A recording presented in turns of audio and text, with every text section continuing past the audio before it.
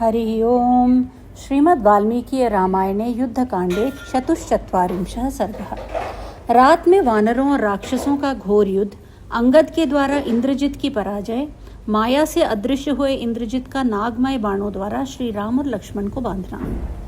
युध्यतामेव तेषां तु तदा वानर रक्षसां रविरस्तंगतो रात्रि प्रवृत्ता प्राणहारिणी।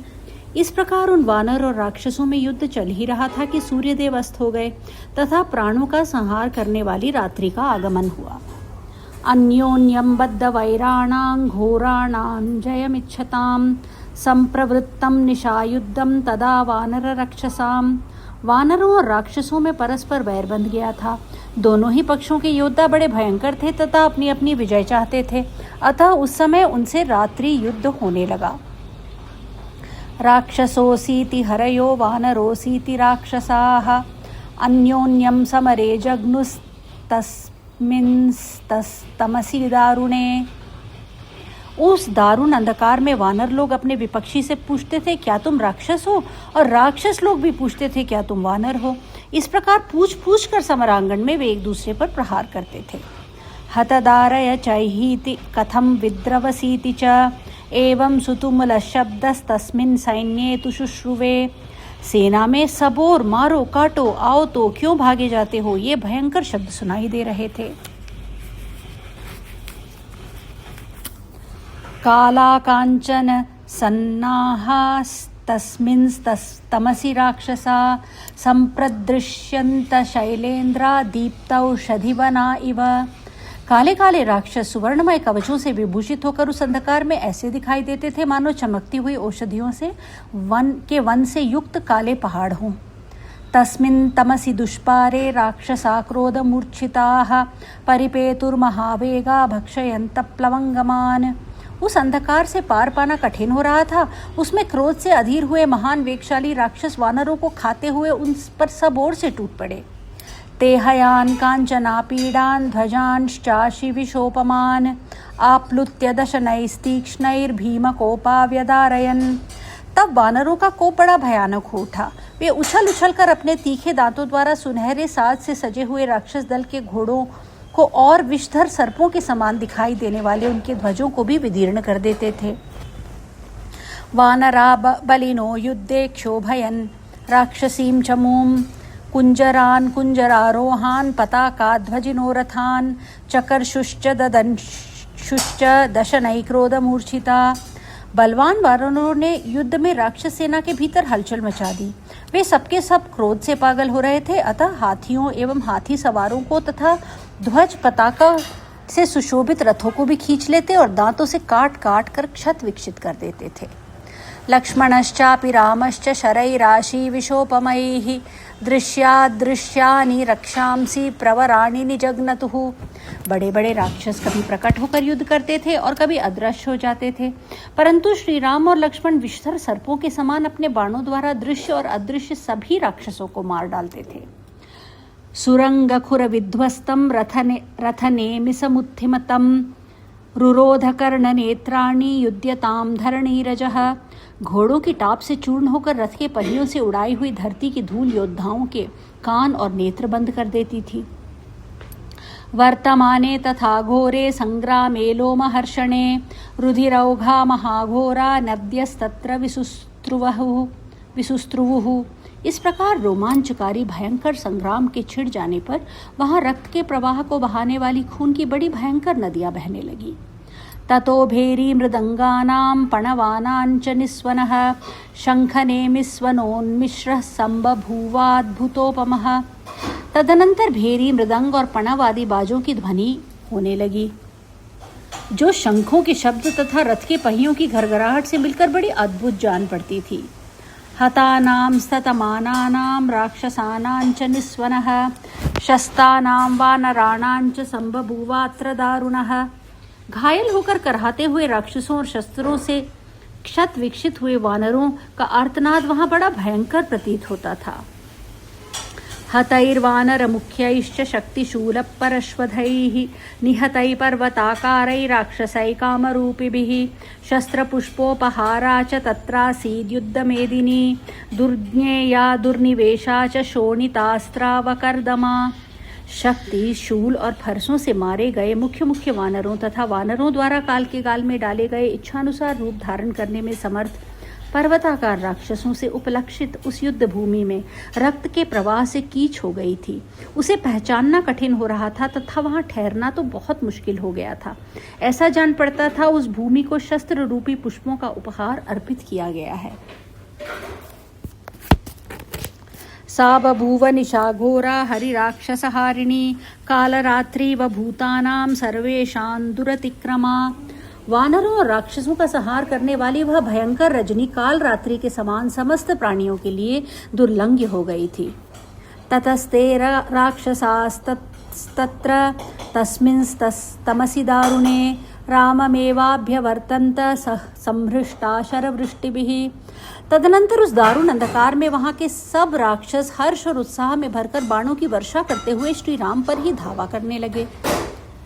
तेषामापततां शब्द क्रुद्धानामपि गर्जताम् उद्वर्त इव सप्तानां समुद्राणामभूत स्वनः। उस समय कुपित हो गर्जना करते हुए उन आक्रमणकारी राक्षसों का शब्द प्रलय के समय सातों समुद्रों के महान कोलाहल सा जान पड़ता था। तेषां रामशरैः षड्भिः षड्जघान निशाचरान् निमेषान्तरमात्रेण शरैरग्निशिखोपमैः। तब श्री रामचंद्र जी ने पलक मारते मारते अग्नि ज्वाला के समान 6 भयानक बाणों से निम्नांकित 6 निशाचरों को घायल कर दिया। यज्ञशत्रुश्च दुर्धर्षो महापार्श्व महोदरौ वज्रद्रंष्टो महाकायस्तौचो भौशुकसारणौ। उनके नाम इस प्रकार हैं: दुर्धर्ष, वीर, यज्ञशत्रु, महापार्श्व, महोदर, महाकाय, वज्रदंष्टु तथा दोनों शुक और सारण। ते तु रामेण बाणौघैः सर्वमर्मसुताडिताः युद्धादपसृतास्तत्र सावशेषायुषो भवन्। श्री राम के बाण समूहों से सारे मर्म स्थानों में चोट पहुंचने के कारण वे 6 राक्षस युद्ध छोड़कर भाग गए, इसलिए उनकी आयु शेष रह गई, जान बच गई। निमेषान्तरमात्रेण घोरैरग्निशिखोपमैः दिशश्चकार विमला प्रदिशश्च महारथः। महारथी श्री राम ने अग्निशिखा के समान प्रज्वलित भयंकर बाणों द्वारा पलक मारते मारते संपूर्ण दिशाओं और उनके कोणों का निर्मल प्रकाश पूर्ण कर दिया। ये त्वन्ये राक्षसा वीरा रामस्याभिमुखे स्थिताः तेपि नष्टा समासाद्य पतंगा इव पावकम्। दूसरे भी जो राक्षस वीर श्री राम के सामने खड़े थे वे भी उसी प्रकार नष्ट हो गए जैसे आग में पड़कर पतिंगे जल जाते हैं। सुवर्ण पुंगैर्विशिखैः संपतिभिः समन्ततः बभूव रजनी चित्रा खद्योतैरिव शारदी। चारों ओर सुवर्णमय पंख वाले बाण गिर रहे थे। उनकी प्रभा से वह रजनी जुगनुओं से विचित्र दिखाई देने वाली शरद ऋतु की रात्रि के समान अद्भुत प्रतीत होती थी। राक्षसानां च निनदैर्भेरीणां चैव निस्वनैः सा बभूव निशा घोरा भूयो घोरतराभवत्। राक्षसों के सिंहनादों और भेरियों की आवाजों से वह भयानक रात्रि और भी भयंकर होती थी। तेन शब्देन महता प्रवृद्धेन समन्ततः त्रिकूटकंदराकीर्ण प्रव्यहार दिवाचलः। सब ओर फैले हुए उस महान शब्द से प्रतिध्वनित हो कंदराओं से व्याप्त त्रिकूट पर्वत मानो किसी की बात का उत्तर देता सा जान पड़ता था। गोलांगला महाकायास्तमसा तुल्यवर्चसः संपरिष्वज्य बाहुभ्यां भक्षयन् रजनीचरान्। लंगूर जाति के विशालकाय वानर जो अंधकार के समान काले थे, निशाचरों को दोनों भुजाओं में कसकर मार डालते और उन्हें कुत्ते आदि को खिला देते थे। अंगदस्तुरणे शत्रून् निहंतुं समुपस्थितः रावणिं निजघानाशु सारथिं च हयानपि। दूसरी ओर अंगद रणभूमि में शत्रुओं का संहार करने के लिए आगे बढ़े।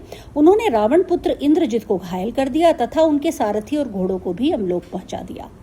इंद्रजित्तुरथं त्यक्त्वा हताश्वो हतसारथिः अंगदेन महायस्तस्तत्रैवान्तरधीयत।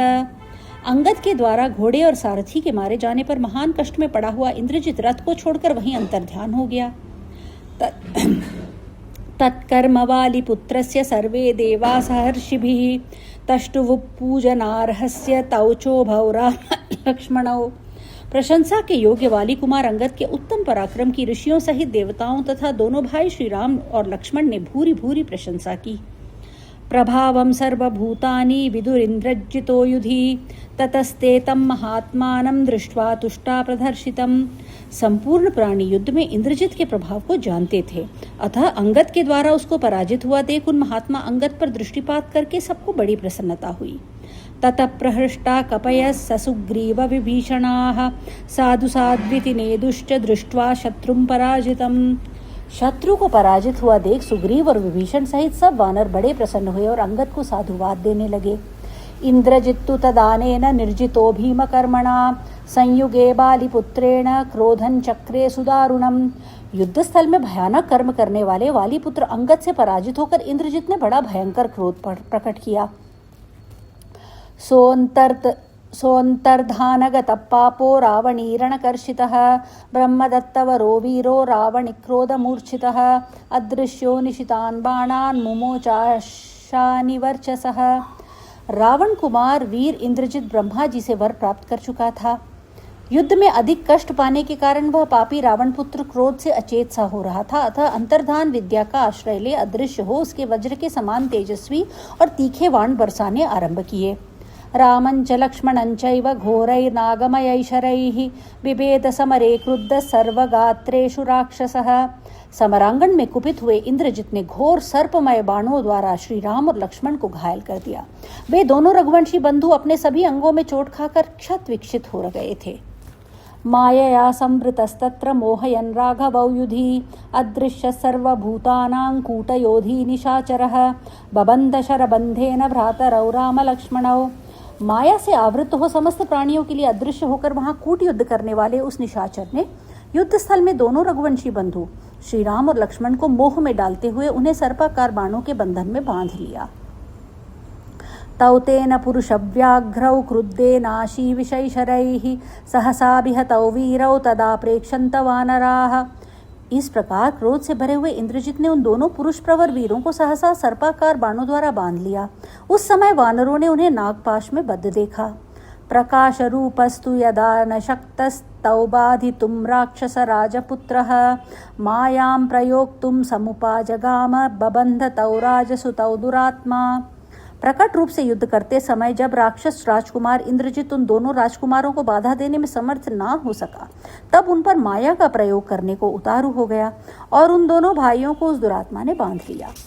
इत्यार्षे श्रीमद् रामायणे वाल्मीकि आदि काव्ये युद्धकांडे 44 सर्गः।